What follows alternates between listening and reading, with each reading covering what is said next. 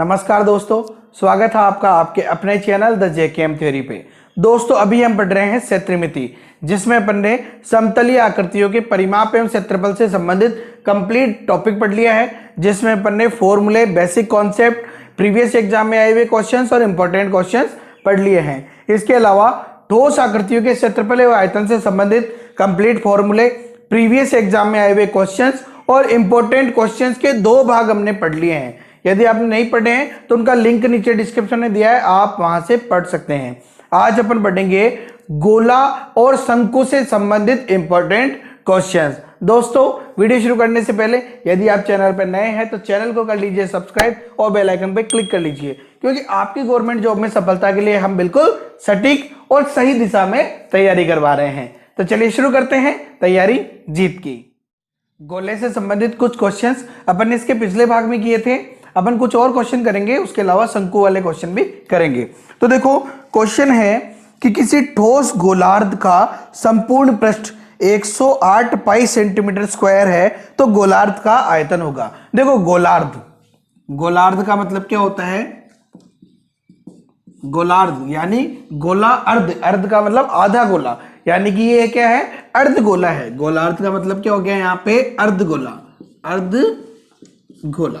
ठीक है। अब ये कह रहा है कि इसका संपूर्ण पृष्ठीय क्षेत्रफल, अर्धगोले का संपूर्ण पृष्ठीय क्षेत्रफल कितना दे रखा है? 108 पाई दे रखा है और आयतन पूछा है। अच्छा, अर्धगोले का संपूर्ण पृष्ठीय क्षेत्रफल क्या होता है? 3 पाई आर स्क्वायर बराबर कितना है? 108 पाई। अच्छा देखो यहां से पाई से तो पाई कट जाएगा, 3 का भाग दे देते हैं, 3 से कटेगा, ये देखो 3 त्रिका 9 बचा 1, 3 छंग 18। आर स्क्वायर बराबर है 36, तो आर बराबर √ 36 यानी कि 6 सेंटीमीटर आ जाएगा। क्या पूछा है इसने? आयतन पूछा है। क्या पूछा है? आयतन। अच्छा, अर्धगोले का आयतन क्या होता है? गोले का आयतन क्या होता है? 4/3 पाई आर क्यूब। तो अर्धगोले का क्या हो जाएगा? 2/3 पाई आर क्यूब हो जाएगा। बस मान रखो अब तो 2/3 इंटू, देखो आंसर किस में दे रखे हैं? पाई में ही दे रखे हैं, तो अपन पाई का मान पाई रखते हैं, पाई, और आर क्यूब यानी 6 गुणा 6। 3 से कट जाएगा यहाँ पे 2 बार, ये हो गया। देखो 6 इंटू 6 36, 36 दूनी 72 और 72 दूनी 144 पाई सेंटीमीटर क्यूब। देखो आंसर कौन सा हो जाएगा? Option number B, 144 pi centimetre cube. ये हो जाएगा अर्धगोले का आयतन। अगला प्रश्न देखते हैं अपन कि 6 सेंटीमीटर, 8 सेंटीमीटर तथा 10 सेंटीमीटर त्रिज्या वाले 3 गोलों को पिघलाकर कितनी त्रिज्या का एक गोला बनेगा? देखो 3 त्रिज्याएं हो गई, तो अपन मान लेते हैं भाई R1, R2 और R3 है। तो एक तो है 8 सेमी, एक है 6 सेमी, पहली 6 सेमी हो गई, दूसरी हो गई 8 सेमी और तीसरी हो गई 10 सेंटीमीटर। इनको पिघलाकर एक बड़ा गोला बनाना है जिसकी त्रिज्या निकालनी है। हम बहुत अच्छे से जानते हैं कि पिघलाकर बड़ा गोला बनाना है, यानी कि कन्वर्ट करना, और कन्वर्ट करने के लिए क्या काम में लेंगे अपन? आयत काम में लेंगे। यानी देखो अब मान लेते हैं अपन कि ये जो बड़ा गोला बनेगा, तो बड़े गोले का आयतन जिसकी त्रिज्या मान लो आप कैपिटल आर, तो बड़े गोले का आयतन क्या हो जाएगा? 4/3 पाई आर क्यूब। ये जो है ये किसके बराबर होगा? इन तीनों गोलों के आयतनों के योग के बराबर। तीनों गोलों के आयतनों के योग के बराबर। ठीक है, तो तीनों गोलों का आयतनों का योग क्या हो जाएगा? 4/3 पाई R1 क्यूब प्लस 4/3 पाई R2 क्यूब प्लस 4/3 पाई R3 क्यूब हो जाएगा। अच्छा देखो यहां से ये तो है 4/3 पाई आर क्यूब बराबर, यहां से 4/3 पाई कॉमन आ जाएगा, तो 4/3 पाई कॉमन ले लिया, तो देखो R1 cube plus R2 cube plus R3 बच जाएगा। R1 cube plus R2 cube plus R3 cube. अच्छा देखो 4/3 से तो 4/3 कट गया और पाई से पाई कट गया, तो R क्यूब बराबर R1 क्यूब, तो 6 का क्यूब क्या होता है भाई? जल्दी से बताओ। यस बिल्कुल सही है, 216। R2 8 का क्यूब क्या होता है?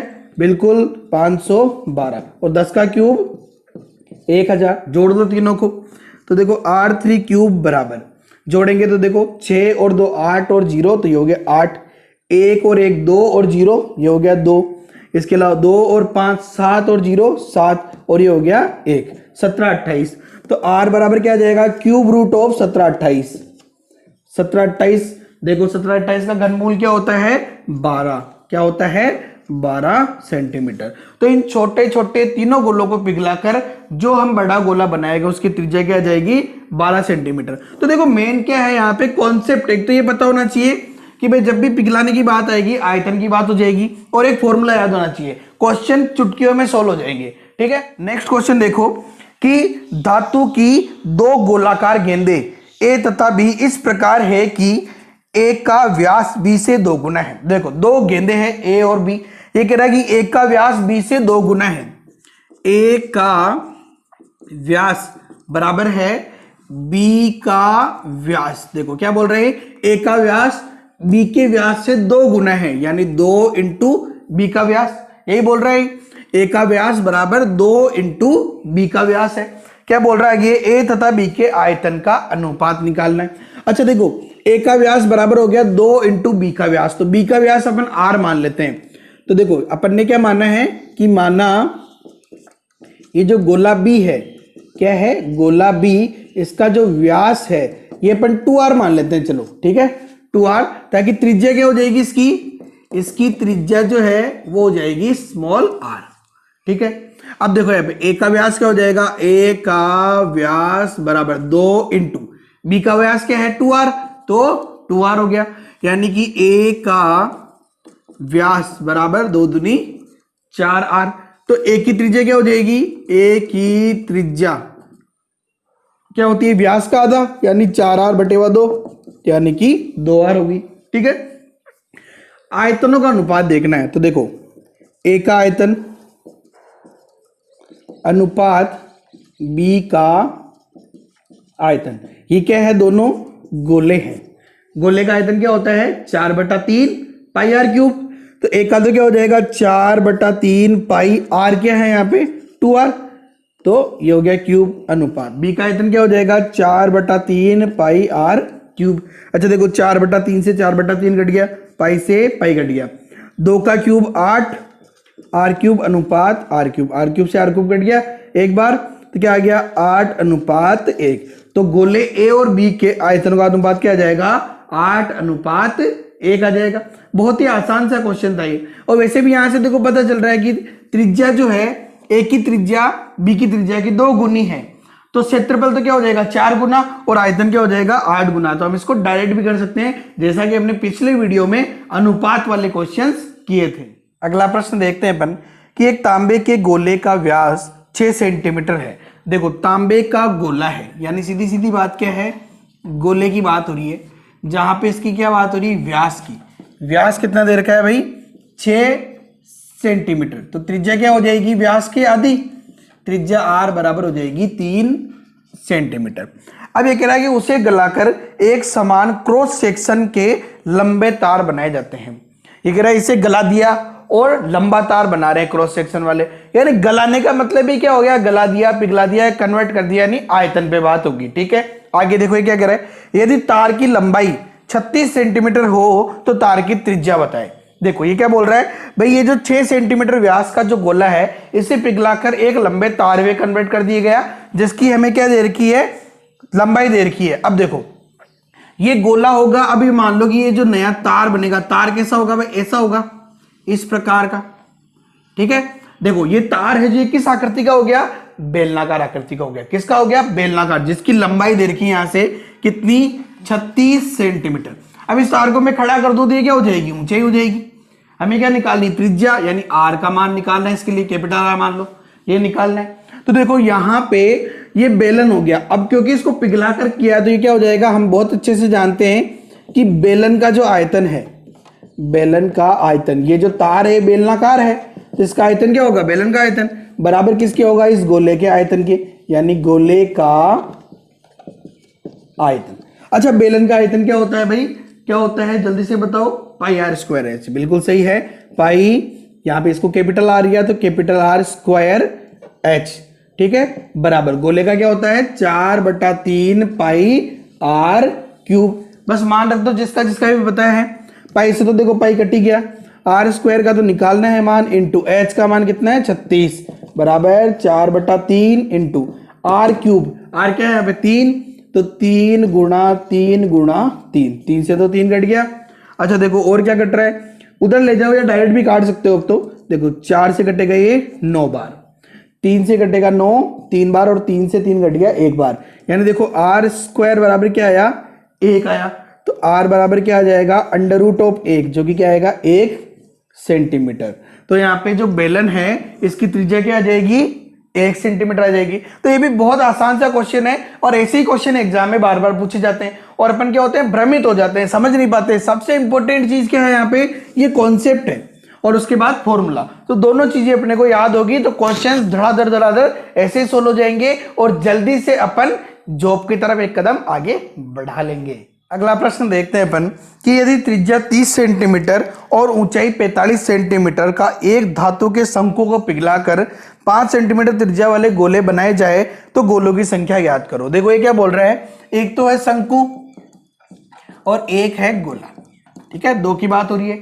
यहाँ पे जो शंकु है, शंकु की त्रिज्या तो हो गई कितनी भाई 30 सेमी, और ऊंचाई जो है वो कितनी हो गई 45 सेंटीमीटर हो गई। और एक गोला जो है, गोले की जो त्रिज्या है कैपिटल आर ले लेते हैं अपन, जो कि कितनी है 5 सेंटीमीटर है। अब ये कह रहा है ये जो शंकु है जिसकी त्रिज्या 30 सेमी और ऊंचाई 45 सेंटीमीटर है, इसको पिघलाकर गोले बनाने हैं 5 सेंटीमीटर वाले, कितने गोले बनेंगे। मैंने कहा ये तो बहुत आसान सी बात है भाई, मैंने कह दिया कि n गोले बनेंगे। कितने गोले बनेंगे n, यानी n इंटू एक गोले का आयतन। गोले का आयतन किसके बराबर होगा, शंकु के आयतन के, शंकु का आयतन। क्वेश्चन खत्म। बस यहां से देखो शंकु का आयतन क्या होता है भाई, जल्दी से बताओ। देखो बेलन का क्या होता है पाई आर स्क्वायर एच, शंकु की क्या होता है 1/3 पाई आर स्क्वायर एच। गोले का आयतन एन तो पहले ही था, और गोले का आयतन क्या होता है 4/3 पाई आर क्यूब। अच्छा देखो 3 से तो 3 कट गया, और ये 1 पाई से ये पाई कट गया। बस मान रख दो। अब यहां से देखो पहले आर का मान यहाँ पे क्या है 30, तो 30 इंटू 30 इंटू ऊंचाई कितनी है 45। अच्छा देखो बटा यहाँ पे ये 4 है तो 4 इधर आ जाएगा, आर क्यूब कैपिटल आर क्या है 5, तो 5 का क्यूब का मतलब क्या हो जाएगा 5 गुणा 5 गुणा 5, ये आ जाएगा यहाँ पे। चलो ये है एन, तो एन बराबर देखो 5 से ये 6 बार कटेगा, 5 से ये 6 बार कटेगा, और 5 से कटेगा 5 नाम 45, ये कटेगा 3 बार 2 से, और ये 2 बार, और 2 से कट जाएगा 3 बार। गुणा कर लो बस, 3 इंटू 3 9, और 9 इंटू 9 81, यानी कि कितने गोले बनाए जा सकते हैं 81 गोले बनाए जा सकते हैं। तो ये भी बहुत आसान सा क्वेश्चन था। देखो मेन कॉन्सेप्ट को समझना है, चाहे गोला आ जाए फिर शंकु आ जाए बेलन आ जाए कोई फर्क नहीं पड़ रहा। यहाँ पे अपन ने बेलन और गोले का किया, यहाँ पे गोला और शंकु का किया, कोई सा भी क्वेश्चन आ जाए कॉन्सेप्ट को समझ लो और फॉर्मूला याद होना चाहिए बस। अगला प्रश्न देखते हैं अपन कि एक धातु का गोला जिसकी त्रिज्या 5 सेंटीमीटर है गला दिया जाता है और उसे इसी त्रिज्या का उससे एक शंकु बनाया जाता है, तो शंकु की ऊंचाई कितनी होगी। बहुत ही शानदार क्वेश्चन है। देखो थोड़ा सा घुमाने की कोशिश की है क्वेश्चन को। यहाँ पे भी 2 चीजें हैं, एक तो है शंकु और एक है गोला, ठीक है। ये कह रहा है जो गोला है उसकी त्रिज्या क्या है 5 सेंटीमीटर है, त्रिज्या दे दी इसकी 5 सेंटीमीटर। अब ये कह रहा है कि भाई उसी त्रिज्या का उससे एक शंकु बनाया जाए, यानी कि शंकु की जो त्रिज्या है वो भी कितनी है 5 सेंटीमीटर है, और हमें क्या निकालनी है शंकु की ऊंचाई निकालनी है। अब देखो गोले को पिघलाकर शंकु बना रहे हैं और एक ही शंकु बना रहे हैं, यानी शंकु का आयतन और गोले का आयतन क्या होगा बराबर होगा। तो यहां से देखो शंकु का आयतन बराबर गोले का आयतन। शंकु का आयतन क्या होता है 1/3 पाई आर स्क्वायर एच बराबर गोले का आयतन क्या होता है 4/3 पाई आर क्यूब। देखो त्रिज्या दोनों की बराबर है, यहाँ पे भी 5 है यहाँ पे भी 5 है, चाहो तो डायरेक्ट काट दो, पाई से तो पाई कट जाएगा और 3 से 3 कट जाएगा, चाहे तो यहाँ पे डायरेक्ट काट दो, डायरेक्ट नहीं काटता तो मान रख के काट दो, एक ही बात है। अपन डायरेक्ट काट देते हैं, आर स्क्वायर से क्यूब बढ़ जाएगा, यानी एच बराबर क्या आएगा देखो 4r, तो h बराबर 4 इंटू आर का मान 5, यानी h बराबर 4 पंजे 20 सेंटीमीटर। तो इस शंकु की ऊंचाई क्या आ जाएगी? 20 सेंटीमीटर इसकी ऊंचाई आ जाएगी। तो ये भी सिंपल सा क्वेश्चन था, मेन इसका कॉन्सेप्ट था। अब आगे देखो कितने शानदार शानदार क्वेश्चन अपन पढ़ेंगे। अगला प्रश्न देखते हैं अपन कि दो शंकुओं की त्रिज्या का अनुपात है 3:4 और उनकी ऊंचाई का अनुपात दे रखा है 4:3, तो आयतनों का अनुपात पूछे। बहुत ही शानदार क्वेश्चन है। देखो दो शंकु है, तो मैं कह देता हूं भाई, एक तो जो है वो है शंकु फर्स्ट और एक है वो है शंकु सेकंड। ये कह रहा है इनकी त्रिज्या का अनुपात, ये ले लिया भाई त्रिज्या, जो कि हमने ले लिया R1:R2। लेकिन क्वेश्चन क्या कह रहा है, कितना है? तो इनकी त्रिज्या का अनुपात 3:4 है। और ये कह रहा है इनकी ऊंचाई का अनुपात, ऊंचाई मैंने कह दिया भाई H1:H2 ले लेता हूं। और क्वेश्चन कह रहा है कि भाई 4:3 है। ठीक है, त्रिज्या का अनुपात तो है 3:4 और ऊंचाई का अनुपात है 4:3। और ये पूछ रहा है आयतनों का अनुपात। तो आयतन क्या हो जाएंगे? शंकु फर्स्ट का आयतन अनुपात शंकु सेकंड का आयतन। आप चाहो तो बटे में भी लिख सकते हो, एक ही बात है। ठीक है, शंकु का आयतन क्या होता है भाई? 1/3 पाई r²h, तो r1²h1 अनुपात 1/3 पाई r2²h2। ठीक है, अब देखो 1/3 से तो 1/3 कट गया और पाई से पाई कट गया। बस यहां से क्या करना है, मान रख दो आपको डायरेक्ट। ठीक है, जब भी अनुपात से अनुपात पे जाना है मान रखो सीधा। R1 का मान क्या है? 3, तो 3 का स्क्वायर, और H1 का मान क्या है? 4, ये 4 अनुपात। R2 का मान क्या है? 4, तो 4 का स्क्वायर, और H2 का मान है 3। तो देखो क्या है, 3 × 3, या तो ऐसे कर लो या ऐसे रखो सीधा सीधा, 3 × 3 × 4 अनुपात 4 × 4 × 3। एक 3 से तो एक 3 कट गया और एक 4 से एक 4 कट गया, क्या आ गया? 3:4। तो दोनों जो शंकु है इनके आयतनों का अनुपात कितना आ गया? 3:4 आ गया। तो ये भी बहुत ही सिंपल सा क्वेश्चन था। अनुपात से अनुपात पे जाना है, बहुत सिंपल सा क्वेश्चन है। केवल फॉर्मूला याद होना चाहिए और कॉन्सेप्ट समझ में आ जाना चाहिए बस एक बार। देखो ये कॉन्सेप्ट समझ में आ गया ना, तो चाहे रीट हो, चाहे पटवारी हो, या फिर फर्स्ट ग्रेड का फर्स्ट पेपर जो आता है उसकी मैथ्स हो, चाहे एसएससी हो या बैंक हो, कोई सा भी एग्जाम हो, कॉन्सेप्ट और फॉर्मूला याद है, आप क्वेश्चन कभी भी गलत नहीं करोगे। बस थोड़ी सी प्रैक्टिस चाहिए और उसी के लिए अपन ये क्वेश्चंस कर रहे हैं। अगला प्रश्न देखते हैं अपन कि यदि 24 सेंटीमीटर ऊंचाई वाले एक लंबवर्तीय शंकु का जो आयतन है वो 1232 सेंटीमीटर क्यूब है, तो उसका वक्र पृष्ठीय क्षेत्रफल है। देखो हमें क्या दे रखा है, यहाँ पे एक शंकु की बात कर रहे हैं। ठीक है, लंबवर्तीय शंकु बोलो या शंकु बोलो एक ही बात है, जिसकी ऊंचाई दे रखी है कितनी अपने को? 24 सेंटीमीटर। त्रिज्या आर मान लेते हैं जो दी हुई नहीं है। अब देखो सबसे पहले अपन ने आयतन, जो कन्वर्ट वाले क्वेश्चन थे, पिघलाकर गोले में बदल दिया, बेलन में बदल दिया, वो किए थे। उसके बाद में अपन ने आयतन वाले क्वेश्चंस किए। अब अपन बेसिक वाले क्वेश्चन कर रहे हैं। क्यों? ताकि लिंक बैठा रहे, अपन बीच में वापस ये करते फिर वो करते, थोड़ा लिंक टूटता, तो लिंक वाला अपन क्वेश्चन इसीलिए अपन ने पहले वो कर लिए थे। देखो ये क्वेश्चंस है जो अपन पढ़ रहे हैं, अगर आपने इन सबको पढ़ लिया, थोड़ा सा कॉन्सेप्ट ध्यान में रख लिया, फॉर्मूला याद कर लिए, इन पे प्रैक्टिस कर ली, तो ये मेरी गारंटी है कि चाहे रीट हो, चाहे पटवारी हो, चाहे आरएस का एग्जाम हो, चाहे फर्स्ट ग्रेड का फर्स्ट पेपर का मैथ्स हो, एसएससी हो, बैंक हो, किसी भी एग्जाम में आपका कोई भी क्वेश्चन गलत नहीं होगा। ये बेसिक मैथ्स है, ये आनी ही चाहिए। ये नहीं आती है तो मैथ्स का कोई मतलब ही नहीं है ना। ये बहुत इंपॉर्टेंट है। देखो ये कह रहा है कि इसका आयतन, शंकु का जो आयतन है, आयतन ये क्या दे रखा है अपने को? आयतन दे रखा है 1232 सेंटीमीटर क्यूब दे रखा है। अच्छा, शंकु के आयतन का फॉर्मूला क्या होता है? 1/3 पाई r²h बराबर 1232। मान रख दो बस, 1/3 पाई का मान 22/7, r का मान पता ही नहीं है, और h का मान कितना है? 24 बराबर 1232। सबको उधर ले चलो, बाद में काटते रहेंगे, तो r² बराबर 1232 बटेवा। देखो 3 और 7 यहाँ पे भाग में इधर आएंगे तो गुणा में, 22 और 24 गुणा में इधर आएंगे तो भाग में, तो 22 गुणा 24। अच्छा देखो ऐसे 11 का भाग दे लो, 11 दूनी 22, 11 से काटेंगे तो 11 कम 11 बचा 1, तो 11 कम 11 बचा 2, 11 दूनी 22, फिर 2 से काट दो, 112 कट जाएगा 56 बार। 8 से काट दो, 8 3 24 और 8 2 7 56, 3 से 3 कट गया, तो r² बराबर क्या है? देखो 7 × 7 49, तो r बराबर क्या आएगा? 49 का वर्गमूल क्या हो जाएगा? 7 सेंटीमीटर। ये आ गई त्रिज्या। देखो ऊंचाई आ गई और त्रिज्या आ गई। क्वेश्चन क्या पूछ रहा है अपने को? क्वेश्चन पूछ रहा है वक्र पृष्ठीय क्षेत्रफल। क्या पूछ रहे हैं? बहुत इंपॉर्टेंट क्वेश्चन है, वक्र पृष्ठीय क्षेत्रफल शंकु का। तो शंकु का वक्र पृष्ठीय क्षेत्रफल क्या होता है भाई? पाई आर एल होता है। अब आर का मान आ गया लेकिन एल का मान नहीं है यहाँ पे। आप बहुत अच्छे से जानते हैं कि ये शंकु हो गया, ठीक है। इस शंकु में ये तो होता है एच, ये होता है आर और ये होता है एल। एच का मान जो है यहाँ पे कितना दे रखा है? 24 दे रखा है। आर का मान जो 7 दे रखा है। तो एल का मान क्या होगा? देखो ये हम बहुत अच्छे से जानते हैं कि ये हो गया 90 डिग्री एंगल। तो ये एल क्या है? यहाँ पे कर्ण होता है। तो कर्ण बराबर अंडर रूट ऑफ आधार स्क्वायर प्लस लंब स्क्वायर। तो आधार तो है 7 का स्क्वायर और लंब है 24 का स्क्वायर। ये हो गया यहाँ पे 7 का स्क्वायर तो 49 प्लस 24 का स्क्वायर 576। दोनों को जोड़ेंगे तो अंडर रूट ऑफ 625। तो यहाँ पे क्या आ जाएगा? कर्ण बराबर 25 सेंटीमीटर। कर्ण क्या आ जाएगा? 25 सेंटीमीटर।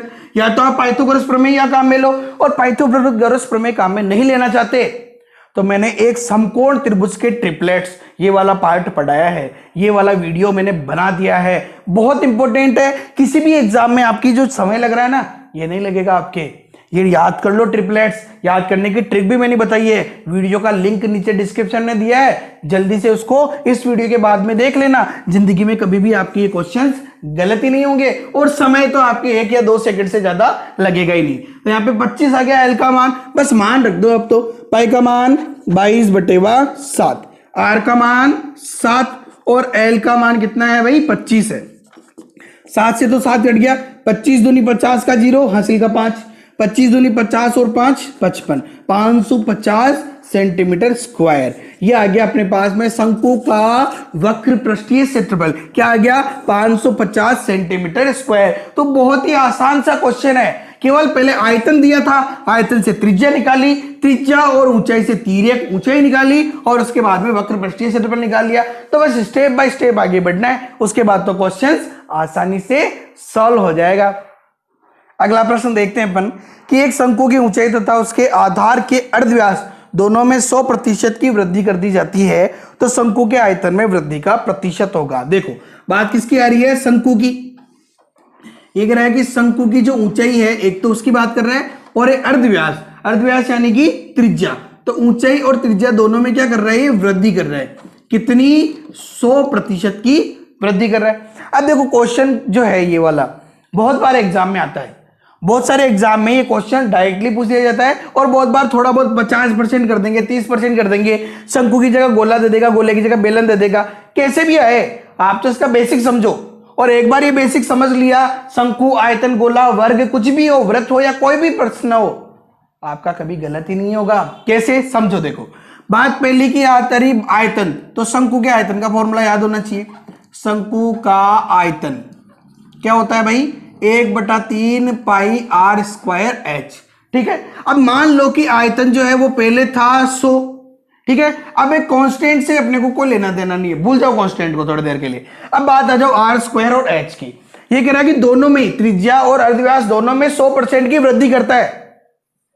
तो प्रत्येक संख्या या प्रत्येक वस्तु अपने आप में कितनी होती है? 100% होगी और उसमें 100% की वृद्धि कर दी जाए, यानी कितना हो गया? 200% हो जाएगा। ये कहता है कि 50% की वृद्धि करो, तो अपन क्या लिखते हैं? 150%।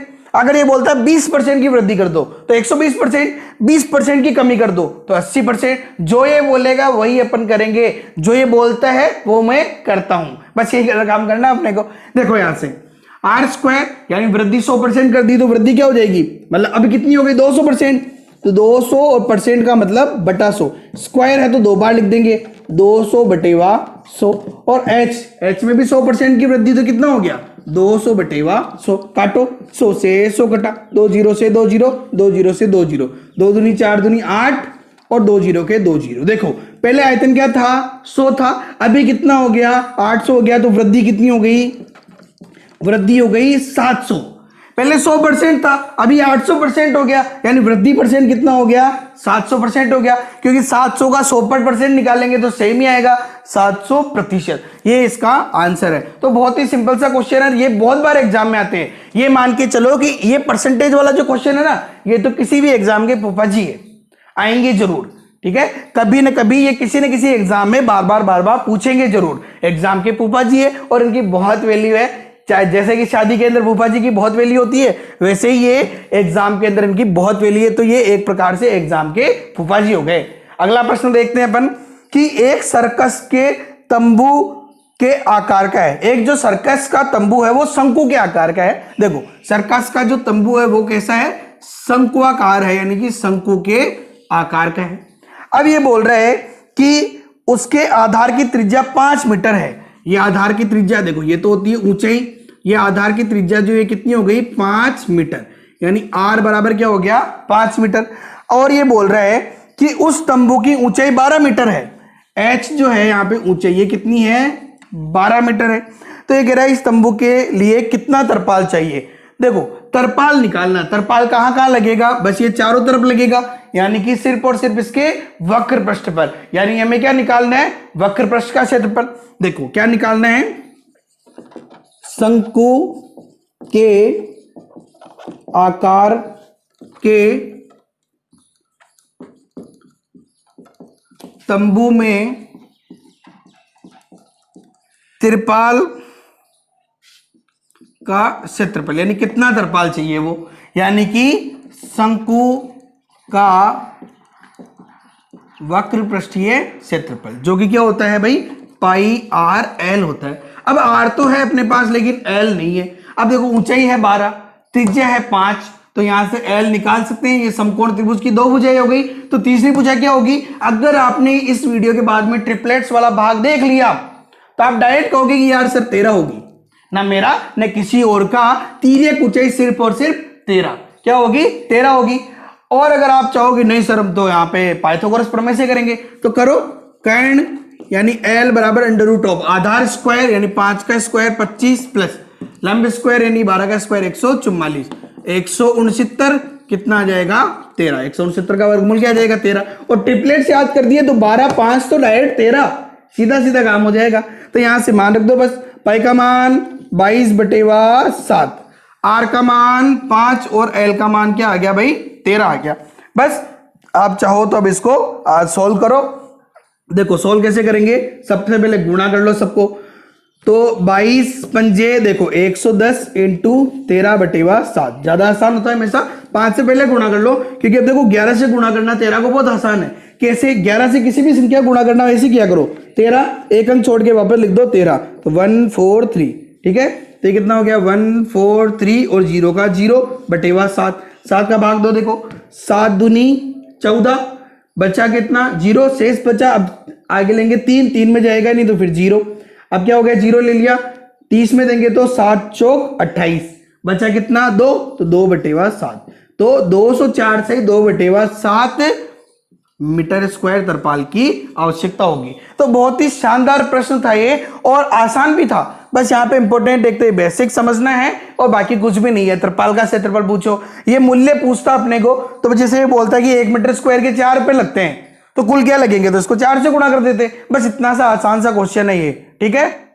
तो दोस्तों ये था ठोस आकृतियों के क्षेत्रफल एवं आयतन में गोले और शंकु से संबंधित इंपॉर्टेंट क्वेश्चन। दोस्तों आज अपन ने क्षेत्रमिति जो टॉपिक है वो कंप्लीटली पढ़ लिया है। समतलीय आकृतियों के परिमाप एवं क्षेत्रफल का कंप्लीट कॉन्सेप्ट पढ़ लिया है। इसके अलावा ठोस आकृतियों के क्षेत्रफल और आयतन का भी कंप्लीट कॉन्सेप्ट पढ़ लिया है। यदि आपने नहीं पढ़े तो सबका लिंक नीचे डिस्क्रिप्शन में दिया है, आप वहां से कंप्लीट टॉपिक पढ़ लीजिए। और ये तो गवर्नमेंट जॉब में सिलेक्शन का ठेकेदार है, यहां से 5 से 6 क्वेश्चन आते हैं एग्जाम में, इसीलिए एक बार जरूर पढ़े। और इन्हें पढ़ने के बाद में ये मेरा दावा है कि चाहे रीट हो, चाहे पटवारी हो, आरएएस हो, फर्स्ट ग्रेड का फर्स्ट पेपर हो या कोई सा भी कंपटीशन एग्जाम हो, आपका कभी भी कोई क्वेश्चन गलत नहीं होगा। और आपको कोई भी चीज समझ में नहीं आती है तो आप हमें कमेंट बॉक्स में पूछ सकते हैं। इसके अलावा आप हमें पर्सनली हमारे फेसबुक या इंस्टाग्राम पेज पे मैसेज करके भी क्वेश्चन पूछ सकते हैं। दोस्तों यदि वीडियो पसंद आया तो लाइक करें और अधिक से अधिक अपने दोस्तों के साथ शेयर करें। और यदि चैनल पर नए हैं तो चैनल को कर लीजिए सब्सक्राइब और बेल आइकन पे क्लिक कर लीजिए, क्योंकि आपकी गवर्नमेंट जॉब में सफलता के लिए हम बिल्कुल सही और सटीक दिशा में तैयारी करवा रहे हैं। Okay, have a nice day, thank you so much, जय हिंद, जय भारत।